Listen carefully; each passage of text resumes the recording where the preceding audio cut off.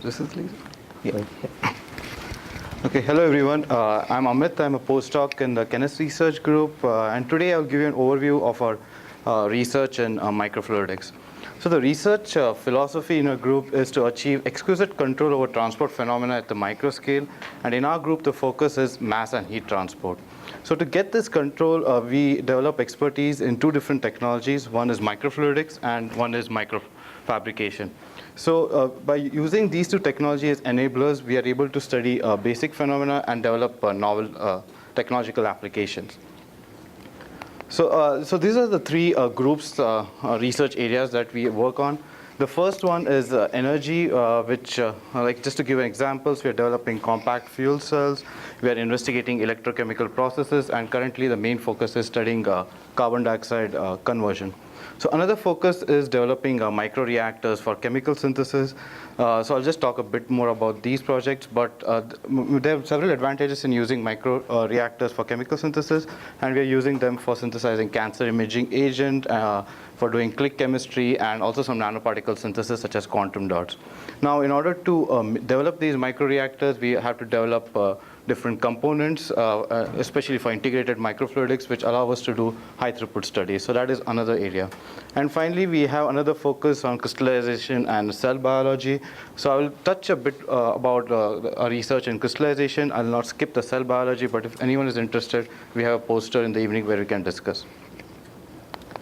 So I'll just give one slide overview of our research in energy. So the idea is we use laminar flow to create a membrane-less fuel cells.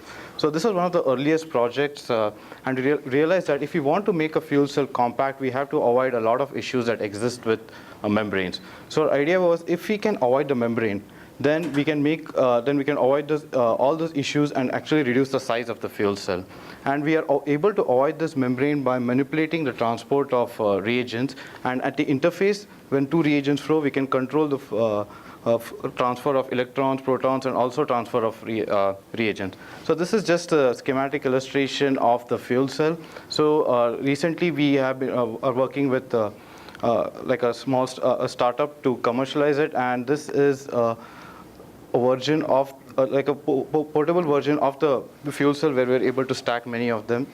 And this, so right now it is developing enough power to generate small applications like cell phones and all. We are trying to see if we can use it for military purpose where they want to power larger sources.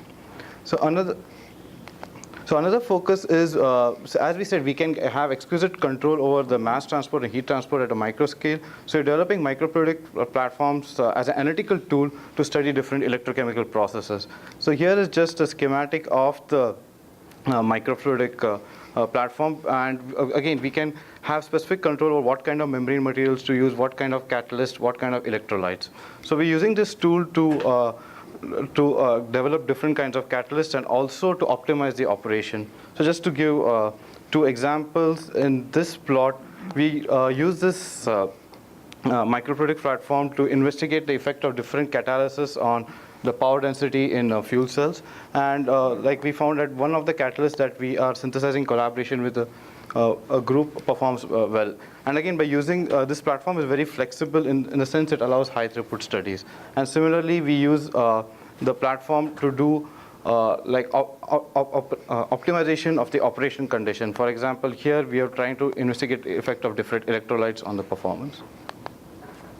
As I said, like we also, one focus is to develop integrated microfluidics. So here the goal is to make the devices more compact and portable, which will enable us to do point of care application and also to simplify operation and interfacing. This is again from the point of view of if you want to translate the research to the industry or to the final application, we need to be able to simplify the operation. So towards this end, we are developed a set of analytical and computational tools. Specifically, we are modeling microscale physics. And here are just two examples where we are developing electrostatic and pneumatic microvalves. We use different tools to model them and develop design rules. And then we use these design rules to integrate into different microfluidic technologies. I'll just discuss a few of them in the next few slides. But I just want to point out that along with developing components, we are also optimizing materials. And this is very important because the standard materials for microfluidics are not compatible with some of the solvents that are typically used in pharmaceutical industry or chemical synthesis. So we do a lot of material optimization also. So one of the focus is we are developing microreactors for chemical synthesis. So there are several advantages. I've highlighted some of them. First is because we can achieve rapid mixing of the reagents, we can decouple the reaction kinetics from the mixing effect. And also, since the length scale of the channels are very small, we can get very efficient heating, like sometimes faster than minutes, sometimes depending on the reagents, we can get heating in terms of seconds. And another very important advantage is the consumption, low volume consumption. This is especially important for doing high throughput studies because sometimes you're working with proteins which are very expensive, so you do not have access to a lot of reagents. So we can work with reagents as small as picoliters to microliters, and this allows us to do more study with limited number of reagents. Another important advantage is amenity for automation. So here what essentially we are trying is most of the chemical synthesis are being done manually, but using microfluidics we can automate it, and that immediately avoids many of the errors that come with manual handling. And also if you're working with dangerous chemicals, it minimizes the exposure to the chemicals. And again, because of the size of the system, we can make very small like overall systems. So I'll just discuss one example where we're using a microreactor to synthesize cancer imaging agents. So these class of agents are radiopharmaceutical, which consist of a radioactive component and a non-radioactive. So in the clinic, typically they're mixed manually, but because their volumes are very small, they're not very efficient in mixing, and you get a large number. And because of the inefficient mixing, you potentially get poor imaging quality.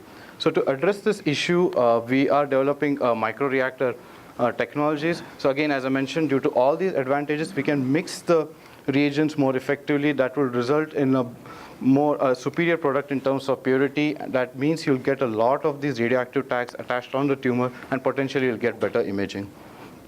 So just to highlight, we have done some studies with the microreactors. We show that the microreactor synthesis is superior to conventional. We have used this kind of technologies to optimize the synthesis condition. And some other advantages are it's robust, reliable, versatile. We can do high throughput optimization as well as synthesis. And most importantly, it's very simple to fabricate, and the interfacing is minimal. So because of these advantages, we realized that we can translate this research to the clinic. And to this end, we are actually got some seed money from the university and have founded a startup, and right now we are applying for more grants. So just to give an example, we are already in the stage of product development, where this was the research grade, which was being used by collaborators in Washington University, and this is the compact portable version.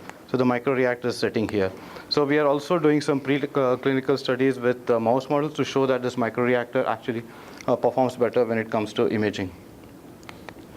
And in the last few minutes, I'll give examples where microfluidics we're using for screening applications.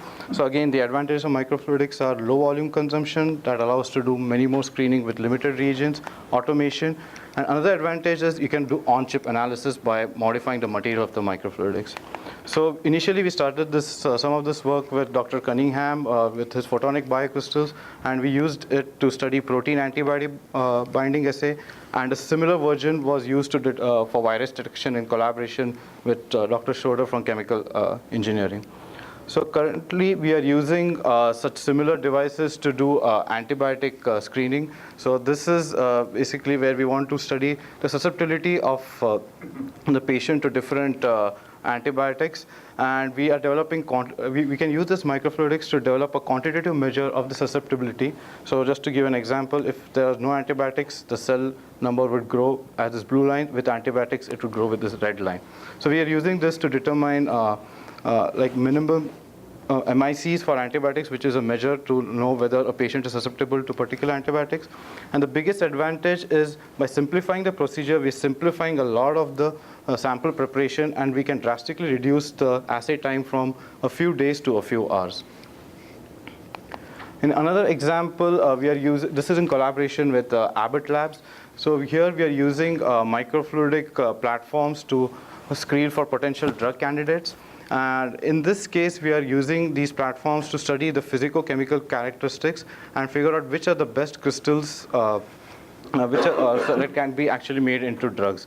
And so this is just to show an example that we screen multiple conditions, and as we and then we can use Raman spectroscopy to identify the crystals. So so as I said, we are working in collaboration with Abbott Labs, and right now we are trying to integrate this line. I don't know why it's moving on its own, but again, final project is where we're using these platforms to for protein crystallization and study the structure of membrane proteins. So membrane proteins are a very important class of proteins because they're popular drug targets.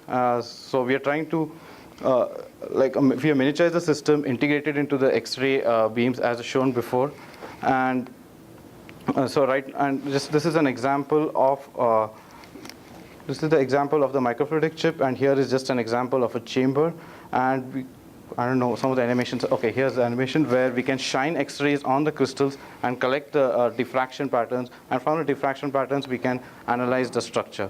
So because we have, again, automation capabilities, we can shoot at different crystals. And by combining the information from all these crystals, we can get a whole, more detailed information about the structure. So this was just to give an overview of the different research projects, and I think I'm just on time. So if you have more questions, we can talk after this, or we can talk in the evening. We have a poster with more.